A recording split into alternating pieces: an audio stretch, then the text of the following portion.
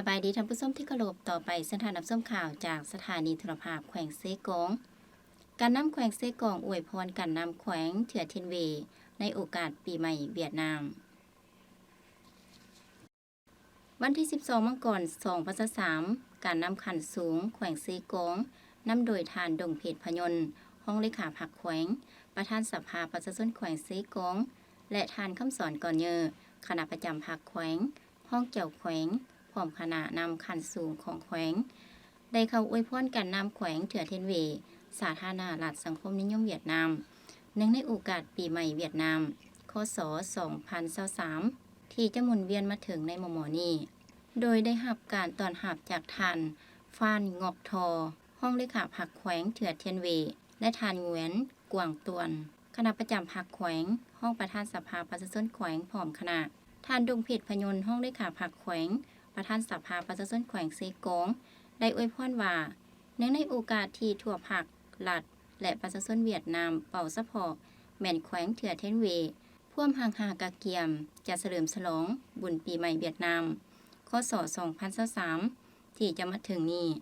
ต่างนาคณะภาคองค์การปกครองและประชาชนบรรดาเผ่าแขวงเซกงขอฝากความเยี่ยมยามถามข่าวและคำอวยพรใส่อันประเสริฐมายังทันฟ้านงอกทอพร้อมด้วยคณะนำและประชาชนบรรดาเผ่าภายในแขวงอวยพรบรรดาทานจงหยาดใดผลสำเร็จใหม่ที่ใหญ่กว่าเก่าในภารกิจปกปักรักษาและพัฒนาประเทศชาติเบารวมเบาสะพอแขวงเถื่อเทียนเวให้นับมือมั่งคั่งเข้มแข็งประชาชนหังมีผาสุขสังคมมีความยุติธรรมและสีวิไลเก่าเกินอย่างบ่หยุดยั้งในปี2022ผ่านมาเป็นปีที่มีความหมายสำคัญซึ่งเป็นปีที่2ประเทศเวียดนามลาวพร้อมกันฉลองวันสร้างต่างสายพัวพันธ์ทางการทูตครบรอบ60ปีและวันเส้นสนธิสัญญามิตรภาพและการหัวมือเวียดนามลาวครบรอบ45ปีได้สำเร็จผลโดยดีซึ่งทั้งหมดนั้นแสดงถึงความสามัคคีแบบพิเศษระหว่างสองชาติลาวเวียดนามลาวเบารวมเบาสะพอก็คือเซกองและแขวงเถื่อเทียนเว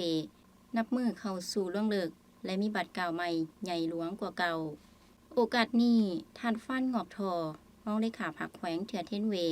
ก็ได้กล่าวแสดงความขอบใจมายังทานดงเพชรพยนต์ห้องเลขาผักแขวงเซกองพร้อมคณะที่ได้เข้ามาอวยพรงานบุญปีใหม่เวียดนามคศ2023นี้สุดที่มีความหมายความสำคัญอันลึกซึ้งเพราะแสดงถึงไมตรีจิตมิตรภาพอันโดดเดี่ยวสนิทสนมความสามัคคีแบบพิเศษระหว่างสองชาติลาวเวียดนามโดยเฉพาะ2แขวงเซกองเถื่อเทียนเวที่เป็นมุนเสื้อมาแต่ดนนานซึ่งย่ำใดก็ได้สู้ช่วยเหลือซึ่งกันและกันตลอดมานอกนั้นยังเป็นการเสริมขยายใส่พัวพันธ์สัญญาทั้งสองฝ่ายที่ได้ตกลงร่วมกันในกองประชุมผู้แทนขันสูงของ2แขวงที่ได้ตกลงร่วมกันในซุ้มปีผ่านมาเติมอีก